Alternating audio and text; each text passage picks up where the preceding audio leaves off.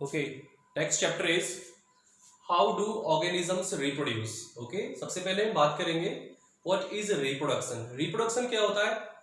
Organisms जो अपने जैसे न्यू इंडिविजुअल्स प्रोड्यूस करते हैं, तो उस बायोलॉजिकल प्रोसेस को हम लोग रिप्रोडक्शन कहते हैं। Okay, so reproduction is what? This is a biological process during which organisms produce new individuals of their own type, of similar type।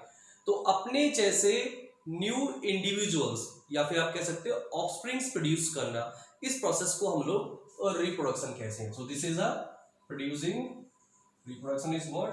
It is producing offsprings. Offsprings, offsprings का मतलब होता है कि young ones, young ones of similar type, of similar type। okay, that process is called reproduction। okay, see, जितने भी organisms होते हैं उनका एक अपना पार्टिकुलर लाइफ स्पैन होता है, और वो लाइफ स्पैन ओवर होने के बाद, फिनिश होने के बाद उस ऑर्गेनिज्म की डेथ हो जाती है। क्लियर? और अगर सी जितने भी अर्थ पर, प्लैनेट पर जितने भी ऑर्गेनिजम्स हैं, हर एक ऑर्गेनिज्म का अपना एक डेफिनेट लाइफ स्पैन होता है।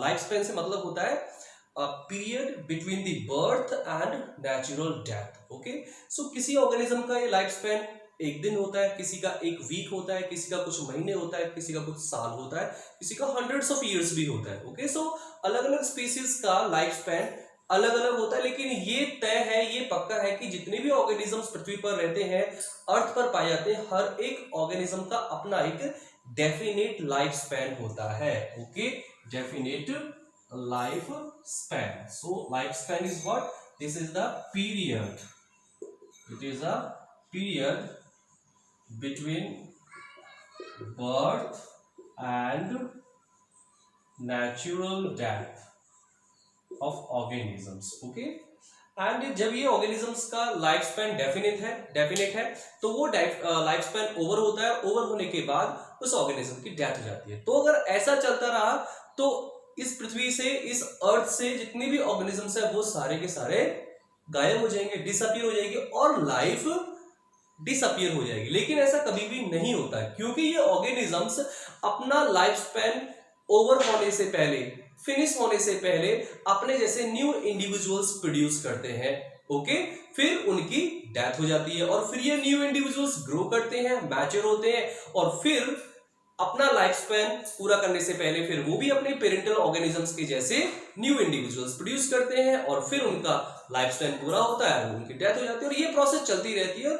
इसी प्रोसेस को हम लोग रिप्रोडक्शन प्रोसेस कहते हैं। तो रिप्रोडक्शन प्रोसेस की वजह से इस पृथ्वी पर हमेशा लाइफ की कंटिन्यूटी बनी रहती है। तो इसको हम कह सकते हैं कि ये रिप्रोडक्शन का इंपोर्टेंस है, एसेंशियलिटी है। तो अगर हम बात करते हैं importance of reproduction, importance of reproduction, तो क्या है? It maintains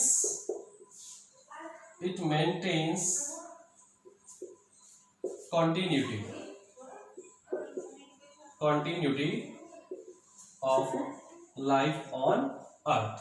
clear? ओके, चलिए बात करते हैं अभी हम लोग रिप्रोडक्शन के टाइप्स के। जो रिप्रोडक्शन प्रोसेस है ये बेसिकली टू टाइप्स की होती है, एक तो एसेक्सुअल रिप्रोडक्शन और दूसरा सेक्सुअल रिप्रोडक्शन। सो पहले हम बात करेंगे about the asexual reproduction. Okay, let's talk about the asexual reproduction first। okay, so what is asexual reproduction? so asexual का मतलब एक ऐसा रिप्रोडक्शन जिसमें गैमीट फॉर्मेशन नहीं होती, जो बिना गैमीट्स से होता है, जो यूनिपेरेंटल है, मींस उसमें सिंगल पेरेंट का इन्वॉल्वमेंट है, और उस प्रोसेस में गैमीट फॉर्मेशन नहीं होती। सो ऐसा reproduction that occurs without gametes and that involves only single parent, तो उसको हम asexual reproduction कहते हैं। so it occurs without gametes। okay, without gametes and it is uniparental। uniparental का मतलब it involves only single parent। clear? so ऐसे reproduction को हम लोग asexual reproduction कहते हैं। क्लियर। सो ना तो यहाँ पर गैमीट्स बनते हैं, ना ही यहाँ पर जायगोट बनता है, ओके, ना ही यहाँ पर जायगोट बनता है, क्लियर, ना ही यहाँ पर एम्ब्रियो बनता है, ना ही यहाँ पर फर्टिलाइजेशन होता है, मींस फ्यूजन होता है। तो ये सारी प्रोसेस यहाँ पर एब्सेंट होती है, क्लियर। सो ऐसे रिप्रोडक्शन को हम लोग एसेक्सुअल रिप्रोडक्शन कहते हैं, ओके। एंड एसेक्सुअल रिप्रोडक्शन भी कई टाइप का होता है, जैसे कि बात करते हैं हम लोग about the different types of asexual reproduction. Let's talk about the different types of asexual reproduction. जैसे कि प्रोसेस है, इसको हम बोलते हैं binary fission, okay, binary fission. So binary fission क्या होता है?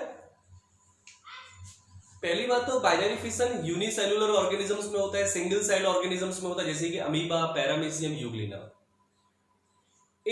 इस प्रोसेस में होता है क्या है? बाई मीन्स टू, एक सेल डिवाइड करके दो डॉटर सेल्स बनाती है। सो इस प्रोसेस को हम लोग बाइनरी फिशन कहते हैं। So when one cell divides and produce two daughter cells, तो उसको हम बाइनरी फिशन कहते हैं। सपोज जैसे कि ये क्या है जी, this is the amoeba, okay, this is the amoeba, okay. And ये अमीबा में क्या होगा जी, पहले तो न्यूक्लियस में डिवीजन होगी, ओके, क्या होगा, न्यूक्लियस में डिवीजन होगी, और फिर साथ के साथ साइटोप्लाज्म में भी डिवीजन होगी, कुछ इस प्रकार से, ओके। न्यूक्लियस में डिवीजन हुई और साथ के साथ यहाँ पर देखिए, यहाँ न्यूक्लियस में डिवीजन हो रही है और अब यहाँ पर साइटोप्लाज्म में भी डिवीजन हो रही है, क्लियर। और फाइनली क्या होगा, ये न्यूक्लियस की डिवीजन, न्यूक्लियर डिवीजन कंप्लीट हो जाएगी, ठीक है ना, न्यूक्लियर डिवीजन तो कंप्लीट हो जाएगी और दो डॉटर न्यूक्लियस बनेंगे, एक यहां शिफ्ट हो जाएगा, दूसरा यहां शिफ्ट हो जाएगा।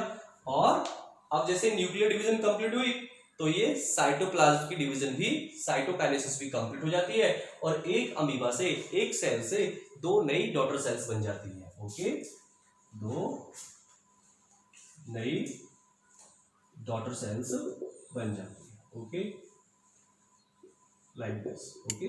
सो इस प्रोसेस को हम बोलते हैं binary fission. So binary fission का मतलब when one cell divides into two daughter cells, example is amoeba, okay. एक होता है जी multiple fission, multiple fission, right. And multi means many, जब एक सेल डिवाइड करती है और उससे एक साथ कई सारी सेल्स बनती हैं, दो से ज्यादा डॉटर सेल्स बनती हैं, तो उस प्रोसेस को मल्टीपल फिशन कहते हैं। और इसका एग्जांपल है जी हमारा प्लाज्मोडियम, ओके। सपोज ये कोई प्लाज्मोडियम है हमारा, राइट, ये इसका न्यूक्लियस है, ओके। अब क्या होगा, इसका जो न्यूक्लियस है प्लाज्मोडियम का, this is the Plasmodium, okay. ये प्लाज्मोडियम का न्यूक्लियस लगातार डिवाइड करेगा, माइटोसिस डिवीजन होगी, डिवाइड करेगा और बहुत सारे यहाँ पर न्यूक्लियस बन जाते हैं, क्लियर। अब हर एक न्यूक्लियस के चारों तरफ सेल मेम्ब्रेन और सेल वॉल डेवलप हो जाती है, सेल मेम्ब्रेन और सेल वॉल डेवलप हो जाती है और ऐसे छोटे छोटे से यूनिन्यूक्लियर स्ट्रक्चर्स बन जाते हैं, ओके। फिर ये स्ट्रक्चर है जो प्लाज्मोडियम का पेरेंटल पार्ट, वो रप्चर होता है और ये सारी जो न्यू सेल्स है ये बाहर रिलीज हो जाती है, राइट, ठीक है।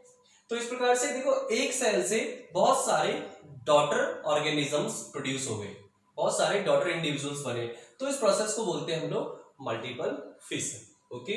तीसरा प्रोसेस है जी बडिंग। क्या है? Budding, right. बडिंग में क्या होता है? बड के द्वारा रिप्रोडक्शन होना। और बड क्या है? एक छोटी सी आउटग्रोथ, ओके।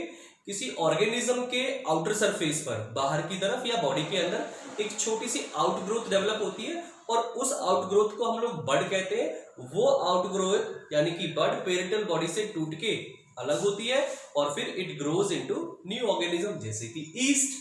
सपोज ये क्या है जी? This is the yeast. Yeast यानी कि यूनिसेलुलर फंगस, ओके। इसमें जब बडिंग होगी तो क्या होगा? यहाँ पर एक ऐसे छोटा सा स्ट्रक्चर डेवलप हो गया। और जब ये जो छोटा सा स्ट्रक्चर है ये क्या आउटग्रोथ है, ओके। एंड जब यहाँ पर ये आउटग्रोथ क्यों डेवलप हुई? Due to unequal cytokinesis, due to unequal division in cytoplasm, okay. और ये जो न्यूक्लियस है इसका ये डिवाइड करने लगता है, ओके। पहले तो सपोज ये ईस्ट है, ईस्ट का न्यूक्लियस डिवाइड करना शुरू करेगा। जैसे ईस्ट के न्यूक्लियस ने डिवाइड करना शुरू किया, इसमें साइटोकाइनेसिस यानी कि साइटोप्लाज्म में डिवीजन होनी शुरू हो गई। और ये डिवीजन अनइक्वल डिवीजन है, इसलिए यहाँ पर एक छोटी सी आउटग्रोथ डेवलप होती है। अब ये न्यूक्लियर डिवीजन कंप्लीट हो जाएगी, ठीक है ना। ये न्यूक्लियर डिवीजन कंप्लीट हो गई, दो न्यूक्लियस बन गए। एक न्यूक्लियस तो इस आउटग्रोथ में शिफ्ट हो जाता है और दूसरा न्यूक्लियस यहाँ पर शिफ्ट हो जाता है। और अब क्या होगा, ये जो साइटोप्लाज्म की डिवीजन है ये भी कंप्लीट हो जाती है। और इस प्रकार से यहाँ पर एक छोटा सा स्ट्रक्चर बन जाता है। ये जो छोटा सा स्ट्रक्चर यहाँ पर बना इसको बोलते हैं हम लोग बड। क्या बोलते हैं इसको? बड। अब ये बड यहाँ से पेरेंटल सेल से सेपरेट हो जाएगी, टूट जाएगी, अलग हो जाएगी। Then this bud will grow into new yeast. तो इस प्रोसेस को बोलते हैं हम लोग budding. So this is the budding in yeast. ऐसे हाइड्रा, सो ईस्ट क्या है? Unicellular organism. ऐसे बडिंग हाइड्रा में भी होती है, ओके। हाइड्रा में भी बडिंग होती है। सपोज ये राजी hydra body, okay. This is the hydra, okay. This is the hydra, right. And यहां जो हाइड्रा की बॉडी है यहां पर एक छोटी सी आउटग्रोथ डेवलप होती है, like this, okay. This is the outgrowth. और ये अब ये आउटग्रोथ और ग्रो करेगी और ग्रो करके यहां पर छोटा सा एक ऐसे हाइड्रा जैसा छोटा सा यंग हाइड्रा जैसा स्ट्रक्चर बन जाता है। तो ये क्या है?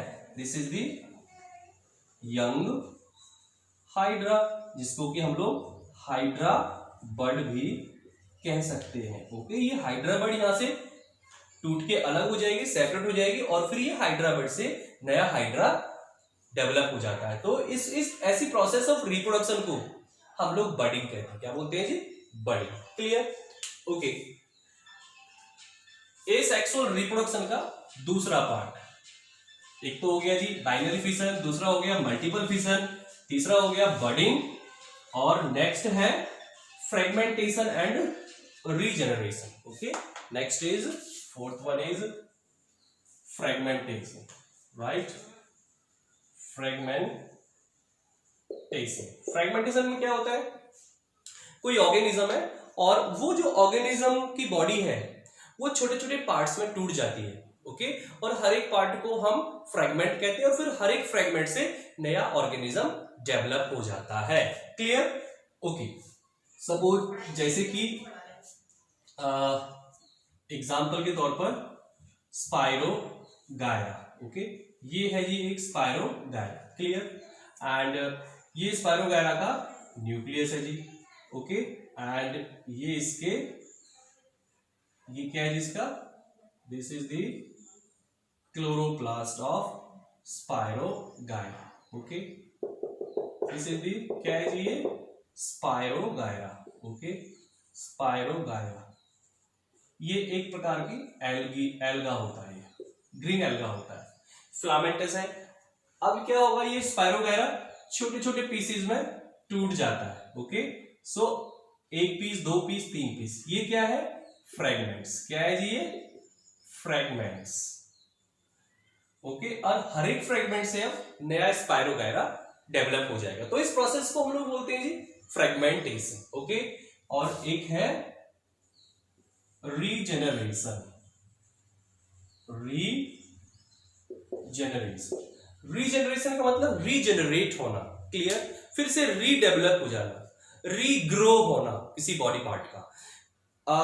कुछ ऑर्गेनिजम्स ऐसे होते हैं जैसे कि हाइड्रा, उनमें अगर किसी बॉडी का पार्ट कोई टूट के अलग हो जाता है तो जो टूटा हुआ पार्ट है, ब्रोकन पार्ट है, उससे नया ऑर्गेनिज्म डेवलप हो जाता है, ओके। सपोज जैसे कि आपने देखी होगी लिजर्ड्स की जो टेल होती है वो टूट जाती है, तो जो टेल टूट गई है वहां पर उसकी जगह पर एक नई टेल रीजनरेट हो जाती है, तो वो भी रीजनरेशन है। लेकिन जो टेल का टूटा हुआ पार्ट है उससे नई लेजर्ड नहीं बनती, लेकिन इस प्रोसेस को भी हम रीजनरेशन कहते हैं। लेकिन कुछ ऑर्गेनिजम्स ऐसे होते हैं जैसे कि स्टारफिश, हाइड्रा, ठीक है ना, एंड प्लानेरिया, उसमें क्या होता है, जो टूटा हुआ पार्ट होता है, ब्रोकन पार्ट होता है, उससे भी नया ऑर्गेनिज्म डेवलप हो जाता है, तो उसको बोलते हैं हम लोग रीजनरेशन। क्या बोलते हैं जिसको हम लोग? Regeneration. Clear? So these are the types of asexual reproduction. इसके अलावा हमारे और भी पार्ट्स हैं जैसे कि spore formation, right, spore formation. Spore क्या है? स्पोर्स बहुत ही छोटे छोटे माइन्यूट से माइक्रोस्कोपिक, बहुत ही छोटे छोटे माइन्यूट से स्फेरिकल से स्ट्रक्चर्स होते हैं जो एक साथ बहुत ज्यादा बनते हैं। These are produced in large amount, okay. और ये मोटाइल भी हो सकते हैं, लेकिन जनरली ये स्पोर्स नॉन मोटाइल होते हैं। क्लियर?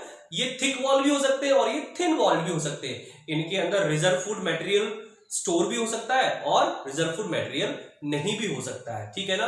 और ये स्पोर्स जब रिलीज होते हैं तो एयर के द्वारा और विंड के द्वारा दूर दूर तक फैल जाते हैं, और फेवरेबल एनवायरमेंटल कंडीशंस जैसे ही आती हैं तो हर एक स्पोर जर्मिनेट करता है और जर्मिनेट करके एक नया ऑर्गेनिज्म बन जाता है। मोस्टली जो स्पोर फॉर्मेशन है वो एल्गी और फंगी के अंदर देखी जाती है, ओके। फंगी और एल्गी में स्पोर फॉर्मेशन देखने को मिलती है।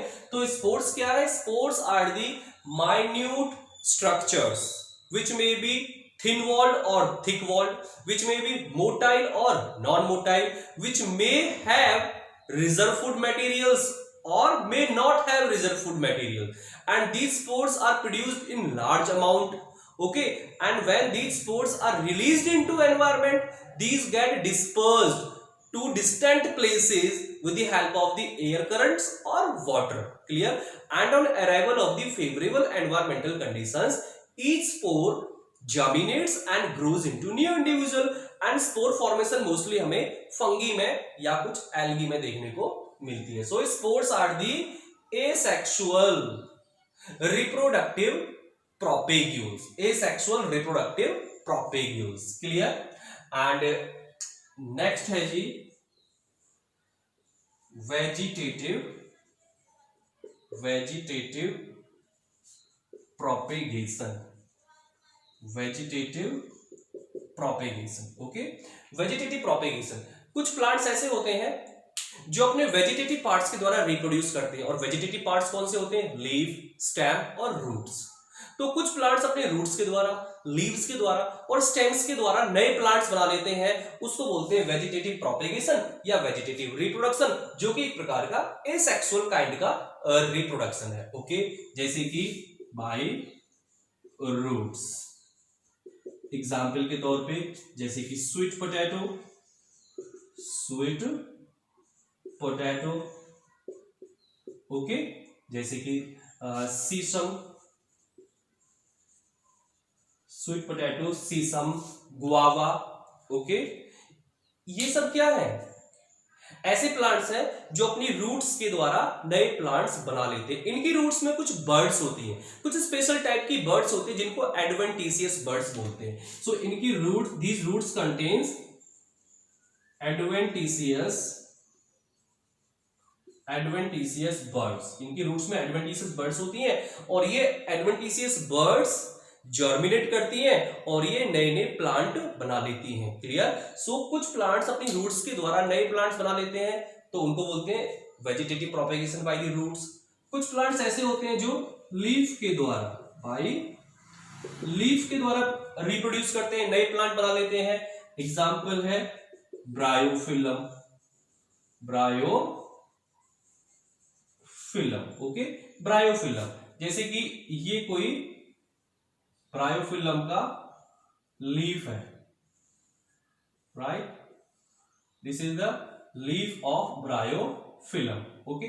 ये जो ब्रायोफिलम का लीफ है, ये इसके मार्जिन में जो ये नॉचेस हैं, इनको बोलते हैं नॉचेस। इन नॉचेस में एडवेंटिशियस बर्ड्स होती हैं। इन लीफ मार्जिन्स में या लीफ के जो नॉचेस हैं, डिप्रेशंस हैं, गड्ढे जैसे हैं, इनको बोलते थे लीफ नॉचेस। इन लीफ नॉचेस में एडवेंटिशियस बर्ड्स होती हैं। जैसे ही ये पत्ता, ये लीफ टूट के जमीन पर गिरता है तो ये एडवेंटिशियस बर्ड्स सॉइल के कांटेक्ट में आती हैं और ये एडवेंटिशियस बड जर्मिनेट करती है और जर्मिनेट करके ये नया प्लांट उगा लेती है, नया प्लांट उगा लेती है। ओके, नया प्लांट डेवलप कर लेते हैं। Okay, like this. ओके, सो इसको बोलते हैं हम लोग वेजिटेटिव प्रोपेगेशन या फिर reproduction by leaf. Example is bryophyllum. Okay, कुछ प्लांट्स ऐसे होते हैं जो बाय स्टेम के द्वारा रिप्रोड्यूस करते हैं। ओके, और ये जो स्टेम्स होते हैं जिनकी हेल्प से ये प्लांट्स नए प्लांट्स बनाते हैं उनको बोलते हैं मॉडिफाइड स्टेम्स। क्या बोलते हैं उनको हम लोग? Modified stems. जैसे कि rhizomes of banana, turmeric, ginger. Okay, banana, turmeric, ginger, इनका जो स्टेम होता है वो अंडरग्राउंड स्टेम होता है, जमीन के अंदर होता है। उस स्टेम को हम लोग राइजोम्स कहते हैं। उस राइजोम्स में बहुत सारी एडवेंटिशियस बड्स होती हैं और एडवेंटिशियस बड्स के द्वारा वो राइजोम से नए प्लांट्स बन जाते हैं। क्लियर? जैसे कि ट्यूबर ऑफ पोटैटो। आलू जो होता है वो मॉडिफाइड अंडरग्राउंड स्टेम होता है। उसमें छोटे छोटे से डिप्रेशंस होते हैं, गड्ढे से होते हैं, जिनको हम आई ऑफ पोटैटो कहते हैं। और हर एक डिप्रेशन में एक एडवेंटिशियस बड होती है और आलू के छोटे छोटे पीस करके हम जमीन में बोते हैं तो उन डिप्रेशंस में जो बर्ड्स होती हैं वो जर्मिनेट करके नया प्लांट बना लेती हैं, तो उसको बोलते हैं हम लोग ट्यूबर ऑफ पोटैटो बोलते हैं। ओके, जैसे कि नेक्स्ट है आपका राइजोम हो गया, बल्ब ऑफ ऑनियन। प्याज की जो गांठ होती है, गांठ के नीचे बिल्कुल एक गोल सा, एक टफ सा, टाइट सा स्ट्रक्चर होता है जो कि मॉडिफाइड स्टेम होता है। उसको हम जमीन में बोते हैं तो उससे नया प्याज का पौधा बन जाता है। तो ये जो स्टेम्स के द्वारा रिप्रोडक्शन होता है बहुत सारे प्लांट्स में, जैसे कि banana, turmeric, ginger, potato, bulb, garlic, onion, garlic, ये सब। तो ये जो सारे वेजिटेटिव पार्ट्स हैं, प्लांट्स के वेजिटेटिव पार्ट जिनके द्वारा प्लांट्स नए प्लांट्स बना लेते हैं, रिप्रोड्यूस करते हैं प्लांट, इन वेजिटेटिव पार्ट्स को हम बोलते हैं वेजिटेटिव प्रोपेग्यूल्स या रिप्रोडक्टिव प्रोपेग्यूल्स। क्या बोलते हैं इनको हम लोग? रिप्रोडक्टिव प्रोपेग्यूल्स या फिर बोलते हैं हम लोग इनको vegetative propagules. Clear? So this is all about the asexual reproduction in plants.